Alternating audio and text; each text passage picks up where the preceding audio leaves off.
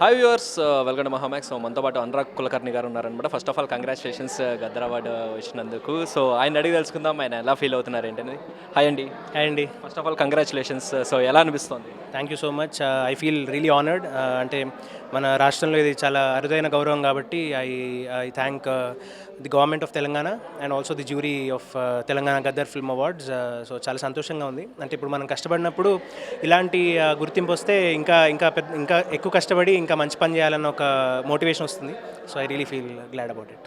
మీరు అంటే రాజు వెడ్స్ రాంబాయ్ ఈ పాట ఏదైతే ఉందో రాంబాయిని మీద, సో ఆ సాంగ్ పాడినప్పుడు మీరు ఎక్స్పెక్ట్ చేశారా ఒక సెలెక్ట్ అవుతుంది, అసలు గద్దర్ అవార్డ్స్ వస్తుందని? అసలు ఆ ఎక్స్పెక్టేషన్స్ ఏమన్నా? అంటే జనరల్ నేను పని చేసేటప్పుడు అంత ఆలోచన వెళ్ళదు. ఎందుకంటే నాకు పని చేసేటప్పుడు ఆ డైరెక్టర్ తీసిన విజన్కి, మ్యూజిక్ డైరెక్టర్ కంపోజ్ చేసిన వాళ్ళ విజన్కి అండ్ లిరిసిస్ట్ రాసిన ఆ ఎమోషన్ని నేను మ్యాచ్ చేయాలనేది అదొకటే నా మైండ్లో ఉంటుంది. సో అంటే ఐ థింక్ ఆ ఇంటెన్షన్కి బై ప్రోడక్టే ఈ అవార్డు అని నేను అనుకుంటున్నాను.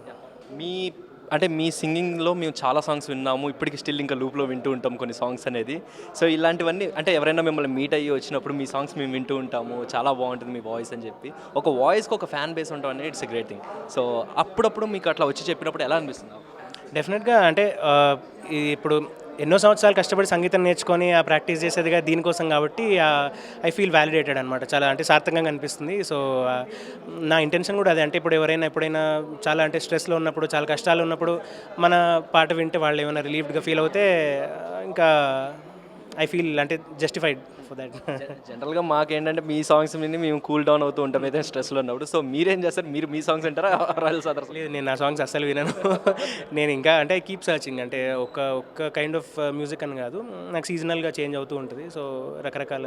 సో ఇది టఫెస్ట్ క్వశ్చనే, but I will ask. So మీ సాంగ్స్లో మీకు ఫేవరెట్ ఏది? నా సాంగ్స్ నాకు ఫేవరెట్ అంటే ఏం లేదు. వాట్ ఎవర్ పీపుల్ అప్రిషియేట్ అదే. అంటే జనరల్గా ఒకటి లూప్లో పాడుతూ ఉంటారు కదా. అంటే లైక్ నాకేంటంటే ఒకసారి ఒక పాట రికార్డ్ చేసిన తర్వాత మళ్ళీ I don't think of that this thing అంటే నెక్స్ట్ ఏంటన్న ఆలోచనలో ఉంటా. So it's really tough to choose one song. మీకేది ఫేవరెట్ అయితే నాకు అదే ఫేవరెట్. ఇవన్నీ కూడా. Thank you. సో ఇప్పుడు రాజు వెడ్స్ సాంగ్ ఉంది కాబట్టి ఒకసారి ఒక 2 లిరిక్స్ చిన్న లిరిక్స్ మాకోసం. ముసి ముసి నవ్వుల్లో ముత్యాలు అలుకంగా తొలిసారి నీ చూపు తను వారతాకంగా పొంగిందే నాలోని పచ్చి ప్రేమల గంగా. రాంబాయి నీ మీద నాకు మనసాయనే, ఏనాడు నిన్ను వీడిపోని నీడైతనే.